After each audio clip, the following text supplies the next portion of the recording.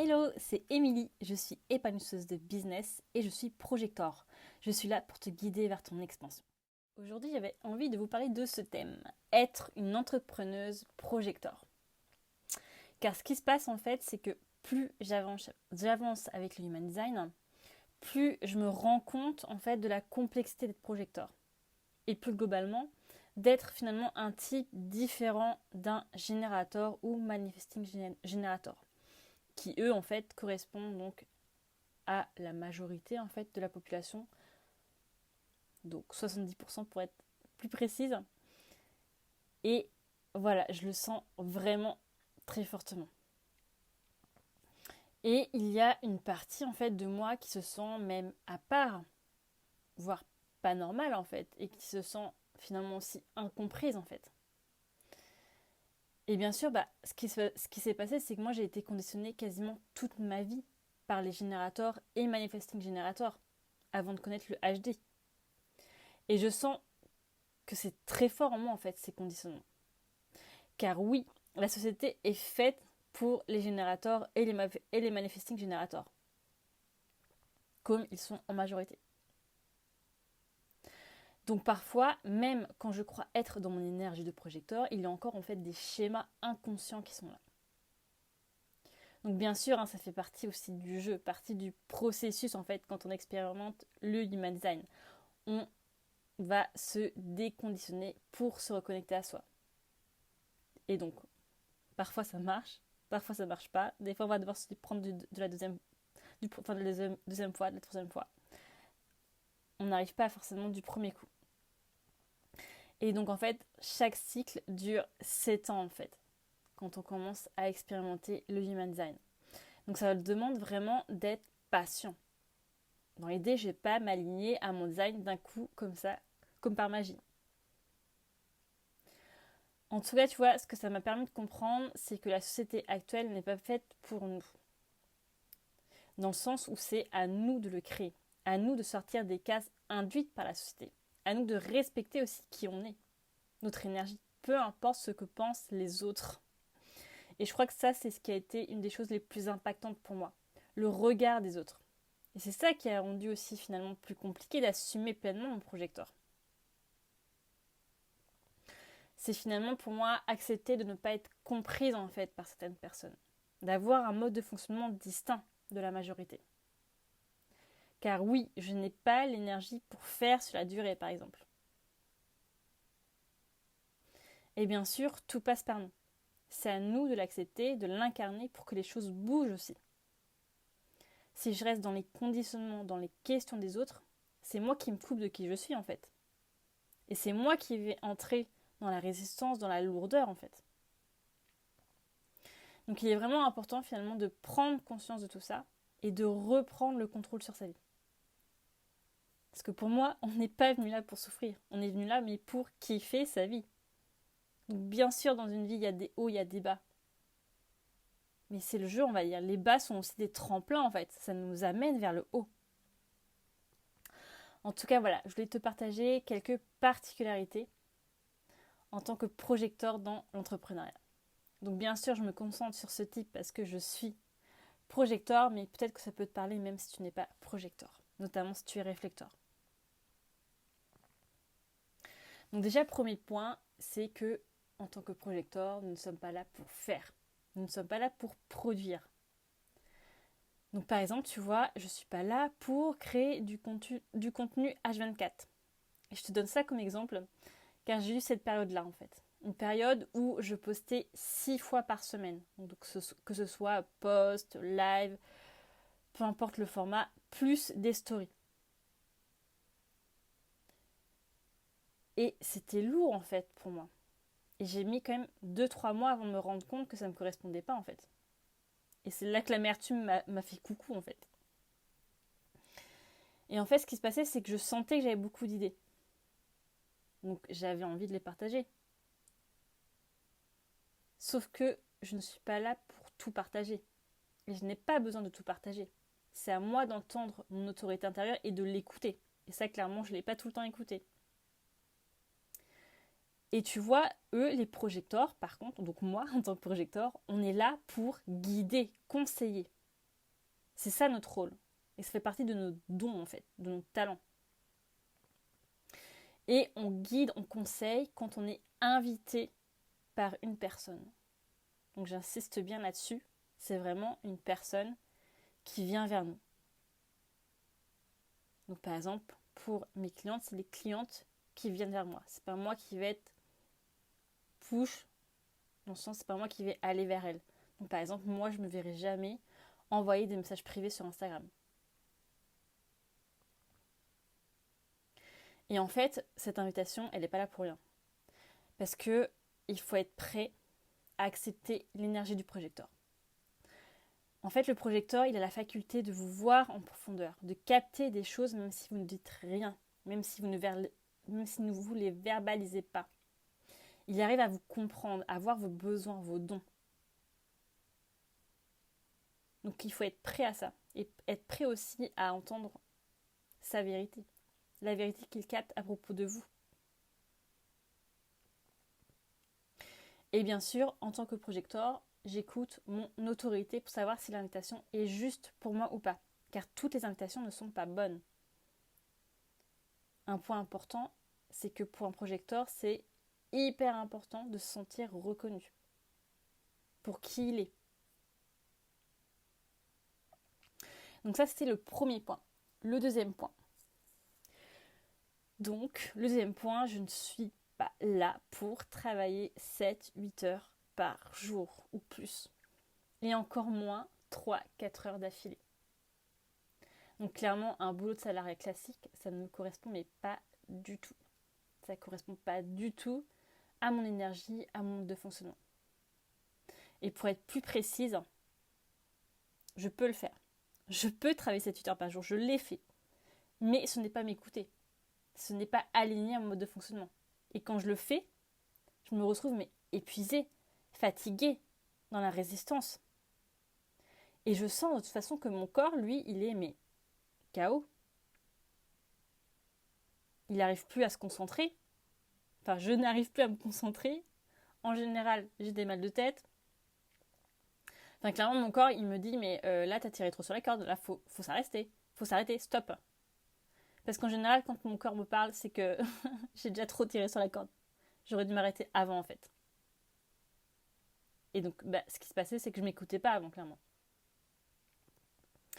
Et donc ça, je pense que je l'ai assez expérimenté dans le salariat. Donc maintenant que j'ai la chance d'être entrepreneuse, clairement, je m'écoute. Je suis mon énergie et je suis aussi les influences que je capte. Parce que c'est vrai que j'ai quand même 5 centres non définis, donc je capte et amplifie en fait ces influences extérieures, ces énergies extérieures. Et je vois clairement en fait que ça agit aussi sur moi, sur mon énergie. Et je voulais aussi te donner un exemple concret, tu vois, donc par exemple une journée un peu type pour moi. Donc aujourd'hui c'est un peu quand même, je trouve que c'est un bon exemple pour aujourd'hui. C'était une journée pour moi quand même qui était assez chargée au final. Mais dans tous les cas, je veille à faire des temps de pause très régulièrement. Donc dans l'idée, en général, moi, je travaille 1h30 max d'affilée. Parfois 2 heures, mais en général, c'est plutôt 1h30. Et après, je fais une pause. Donc par exemple, aujourd'hui, j'ai dû passer ce matin une demi-heure sur Instagram pour créer du contenu. J'ai fait ma pause. Ensuite, j'ai eu une séance qui a duré 1h30, 2 heures de pause. Encore une séance d'1h30 en début d'après-midi, 2h30 de pause. Là, je sentais que j'avais besoin de plus de temps de pause. Et là, après le temps, en fin de journée, c'était du temps donc pour enregistrer ce podcast. Et là, bon, je pense que je passe au total plus d'1 heure. Enfin, en tout cas, voilà, aujourd'hui, je travaille à peu près... Je vais travailler à peu près 5 heures. Donc, quand je dis travailler, hein, tout est relatif. Hein, c'est... En gros, quand je dis travailler, c'est du temps où je sens en fait que ça utilise mon énergie. Et que j'ai besoin de faire vraiment un temps de pause pour me ressourcer, pour me régénérer. Par exemple, là, après mes séances de ce matin et de cet après-midi, je sentais que je commençais à être fatiguée, à perdre en concentration. J'avais besoin du temps seul avec moi-même, être dans mon énergie yin en fait. Et aussi, j'ai remarqué que je peux travailler plus ou moins longtemps en fait, selon ce que je fais. Par exemple, plus je fais des choses où je reste avec ma propre énergie, plus je sens que c'est plus facile pour moi de travailler.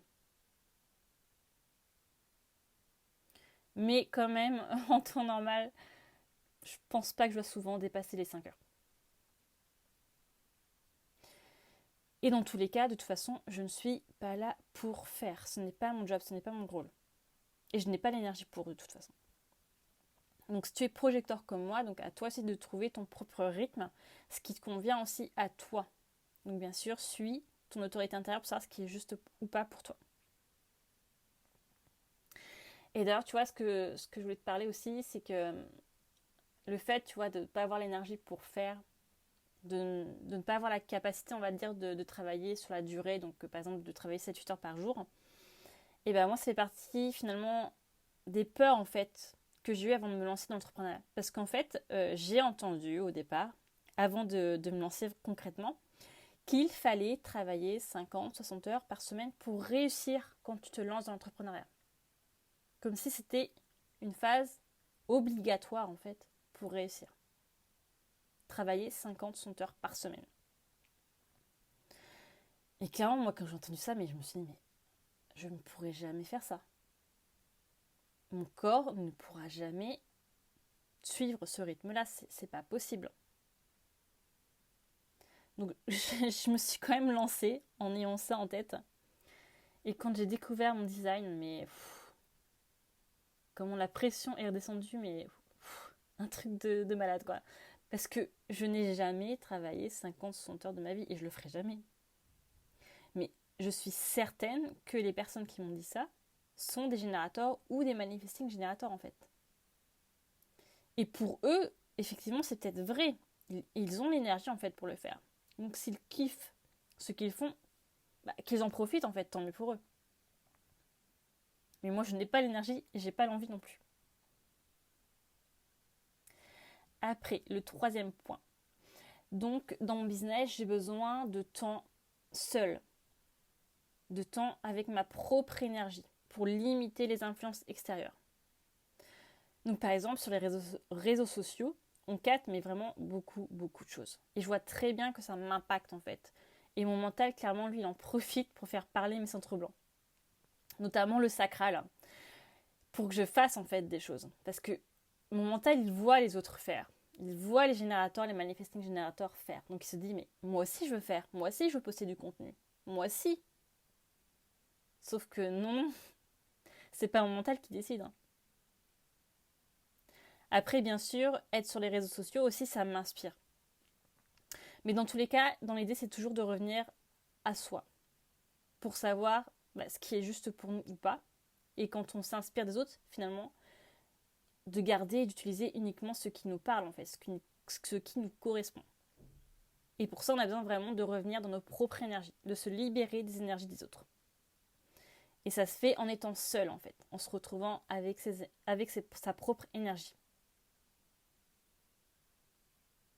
Et c'est là aussi où j'entends mon intuition parler, bien sûr. Et ces temps seuls me permettent aussi de me régénérer, en fait, avant de pouvoir poser des actions, avant de pouvoir faire, avant de pouvoir d'être avec mon business et bien sûr de coacher mes clientes. Et j'avais aussi envie de vous raconter une petite anecdote. Donc en fait, j'ai une amie qui vit quelque chose de très fort, de très impactant en fait dans sa vie. Et elle était en plein dans le creux de sa vague émotionnelle. Donc pour être plus claire, elle était en panique. C'était vraiment la panique à bord pour elle. Et j'ai juste échangé avec elle sur Messenger, juste quelques messages. Et j'ai capté et amplifié en fait son énergie. Et donc je ressentais encore plus fortement ce qu'elle ressentait. Et ce jour-là, j'ai mis, mais honnêtement, 6 heures à revenir à moi. 6 heures à me libérer de ses énergies à elle, de ses émotions en fait. Tellement c'était fort en fait. Et je n'étais pas bien du tout, j'étais démotivée, j'avais envie de rien faire. Enfin, j'étais vraiment KO au bout de ma vie quoi.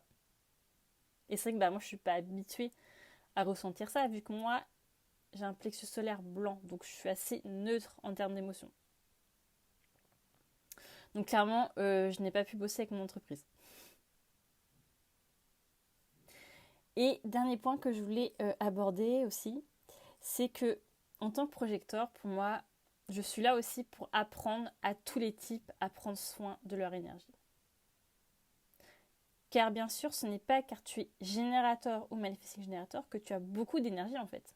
Tout dépend vraiment ce que tu en fais en fait. Si tu en prends soin et si tu t'écoutes. Parce que par exemple, tu vois, tu peux être générateur et moi, si je suis un projecteur aligné, ou en tout cas en étant un projecteur aligné, je peux potentiellement donner l'impression d'avoir plus d'énergie que toi. Parce que je suis alignée, je suis mon autorité intérieure, je suis mon énergie. Alors que toi, par exemple, si tu fais des choses vraiment qui te conviennent pas, ou tu fais des choses qui te font pas envie, t'écoutes pas ton sacral, tu vas être dans la fatigue en fait, dans l'épuisement. Et donc voilà, c'est vraiment apprendre à s'écouter. Donc je voulais finir sur ça pour aujourd'hui. Et bien sûr, si tu veux te faire coacher, guider selon ton design, tu peux venir me voir sur Instagram. J'ai mis le lien directement dans la description de l'épisode. Voilà, je te dis à la semaine prochaine et je te fais plein de bisous.